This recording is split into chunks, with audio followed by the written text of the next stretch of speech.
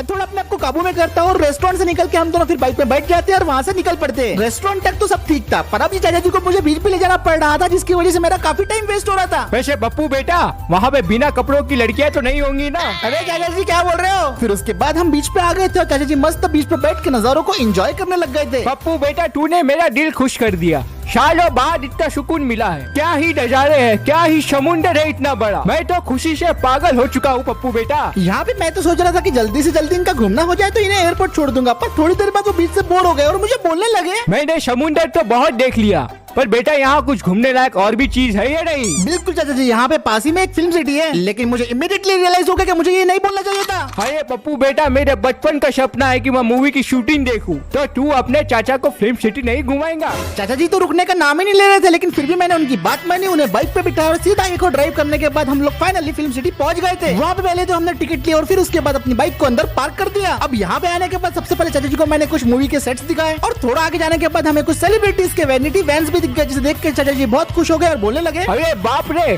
कपिल शर्मा की वैन। चलिए चाचा जी यहाँ से चलते हैं फिल्म सिटी में। और अंदर जाने के बाद हम गए उसके एक्शन सेट्स देखने के लिए, जिसे देख के चाचा जी बहुत खुश हो गए थे। अब पप्पू बेटा, तुमसे हम एक बात कहे? हाँ बोलिए। ये फिल्म सिटी देखने के बाद तो मुझे फिल्म देखने की इच्छा हो रही है। तो आप क्या चाहते हैं? तो पप्पू बेटा फिर चले एक अच्छी सी मूवी देखने। अब तो इन्हें मूवी भी देखनी थी। चाचा जी को बुरा ना लगे इसलिए मैं उन्हें मूवी दिखाने लेके जा रहा था, लेकिन बीच रास्ते में एक सलून के सामने उन्होंने मेरी बाइक को रुका दिया और मुझे बोलने लगे कि उन्हें हेयर कट करवानी है। और जब हम सलून के अंदर चले गए तो वो बोलने लगे, अरे बेटा ना, मेरा हेयर कट ना बिल्कुल धर्मेंद्र जैसा करा दो, एकदम धांसू। पर सर ये धर्मेंद्र कौन है? अपने को तो MC स्टैन ही मालूम है बस। और मैं तो यहाँ पे लिटरली पक रहा था। पूरे 1.5 घंटे के बाद फाइनली इनका हेयर कट कंप्लीट हो गया था और मैंने सोचा कि जल्दी से इन्हें मूवी दिखा के ले आता हूँ, लेकिन रास्ते में उन्हें एक टूरिंग बस दिख गई और उसके अंदर उन्होंने मुझे जबरदस्ती बिठा लिया और जबरदस्ती मुझे पूरा शहर घूमना पड़ा। अरे पप्पू बेटा, अमिताभ बच्चन का घर कहाँ है? थोड़ी देर में वो टूरिंग बस से भी बोर हो गए, फिर से मूवी का बोलने लगे। मेरे को बहुत टाइम वेस्ट नहीं करना था, तो मैंने फटक से उन्हें अपने बाइक पे बिठाया और सीधा उनको थिएटर की तरफ लेके जा रहा था। लेकिन मेरी किस्मत इतनी फूटी थी कि सामने चाचा जी को दिख गया महिंद्रा का शोरूम और उन्होंने मुझे बोला कि वहाँ पे उन्हें गाड़ी को बुक करना है। हम शोरूम तो आ गए थे, लेकिन काफी लिमिटेड स्टॉक में वहाँ पे कार्स खड़ी हुई थी। चाचा जी ने 15 मिनट बोलेरो को देखने में वेस्ट किए, 15 मिनट बोलेरो नियो को देखने में वेस्ट किए और दोनों को रिजेक्ट कर दिया। और काफी देर तक सोच विचार करने के बाद आखिर उन्हें XUV 700 पसंद आ गई थी, लेकिन जैसे ही उन्होंने उसके वेटिंग पीरियड के बारे में सुना तो वो बोलने लगे, अरे बाबा, इतना लंबा वेटिंग पे जब तक मैं रहूंगा भी ये नहीं। और फाइनली अब इतना सारा टाइम पास करने के बाद आखिरकार हम लोग थिएटर पहुंच गए थे और हम लोग देखने आए थे न्यूली रिलीज हुई जवान मूवी। थिएटर से पूरा हाउसफुल था और मुझे भी काफी मजा आ रहा था, क्योंकि मूवी तो भाई सच में बढ़िया थी। वाह बेटे, क्या मूवी है। बेटे को हाथ लगाने से पहले बाप से बात कर।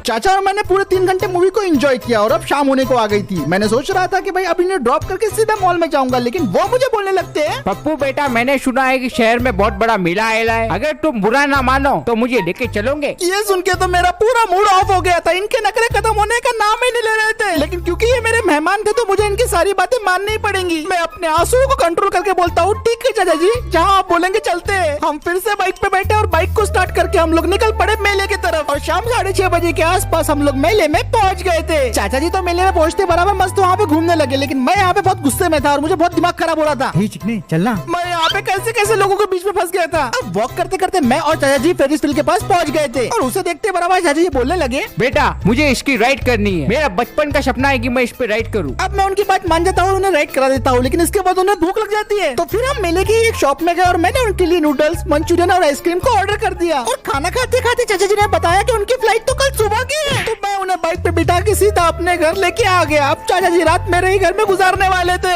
आज मेरा पूरा दिन चाचा जी के पीछे पीछे गया और जैसा मैंने सोचा था कि मेरे सैलरी के पैसों से मैं एंजॉय करूंगा, वैसा कुछ भी नहीं हुआ। उल्टा मेरे 10,000 रूपए एक्स्ट्रा खर्चा हो गए। अब मैं अपना कम मनाते हुए बैठा ही था, तभी चाचा जी आते हैं और मुझे बोलने लगते हैं, अरे पप्पू बेटा, हमें बड़ी नींद आ रही है, जरा गोदी और बिस्तर लगा देना बेटा। मैं उन्हें जवाब देता हूँ, ठीक है चाचा जी।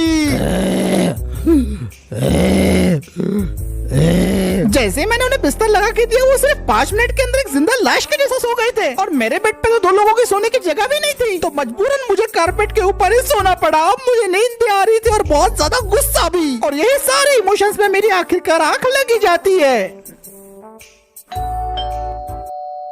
अब दूसरी सुबह मैं बढ़िया तरीके से सो रहा था, लेकिन मेरी सुबह आंख खुल जाती है क्योंकि एक इंसान फिर से डोरबेल बजाया जा रहा था, वो भी लगातार। मैं फौरन उठता हूँ और भागते भागते किसी तरह नींद में दरवाजे की तरफ जाता हूँ। जैसे दरवाजे को खोलता हूँ तो मुझे दिखाई देता है मेरा कैंपर वाला दोस्त, और वो मुझे बोलने लगता है, अरे भाई गुड मॉर्निंग, काफी दिन हो गए तुम रेस में नहीं आए। चलो हम सब लोग ऑफ रोडिंग करने जा रहे हैं, तुम भी साथ आ जाओ। मेरा दिमाग ऑलरेडी पहले से खराब था, तो मैं उसे बोलता हूँ कि भाई मेरे पास अभी टाइम नहीं है, मुझे जॉब पे जाना है। वैसे कौन सी जॉब कर रहा है तू आजकल? और जब हम दोनों बातें कर ही रहे थे तभी इतने में वहाँ पे चाचा जी आ जाते हैं और बोलने लगते हैं, अरे पप्पू बेटा बाथरूम में मंजन नहीं है। और जैसे ही मेरा कैंपर वाला दोस्त चाचा जी को देखता है तो वो तुरंत उनको देख के बोलने लगता है, अरे चाचा जी आप यहाँ पे क्या कर रहे हो? मैं कब से आपको ढूंढ रहा था। अरे भाई तुम कौन हो? अरे चाचा जी मुझे नहीं पहचाना, मैं आपका पप्पू।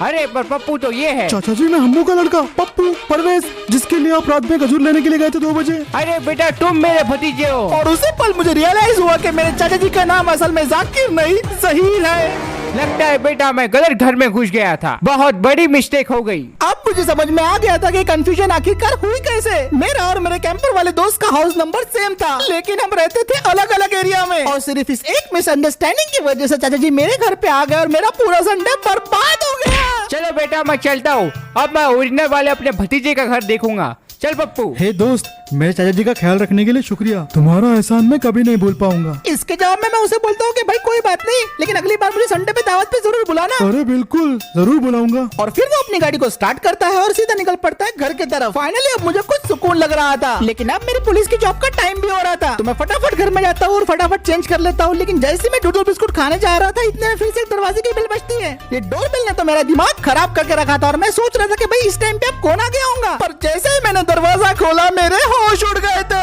मैंने देखा कि काफी सारी पुलिस की गाड़ियां और पुलिस वालों ने मेरे घर को चारों तरफ से घेर लिया है, और साथ ही इंस्पेक्टर साहब भी मेरे सामने थे। और इससे पहले कि मैं कुछ बोल पाता, इंस्पेक्टर साहब बोलने लगते हैं, mister Musa, you are under arrest, अपने हाथ ऊपर करो और हमारे साथ चलो। मुझे ये समझ में नहीं आ रहा था कि अब मैंने क्या कर दिया, और मैं बुरी तरीके से घबरा गया था। पुलिस वालों से ना दुश्मनी अच्छी होती है ना ही दोस्ती, ये बात मुझे समझ में आ गई थी। और मुझे तो बस वही दिन याद आ रहा था जिस दिन पहली बार पुलिस से मेरा सामना हुआ।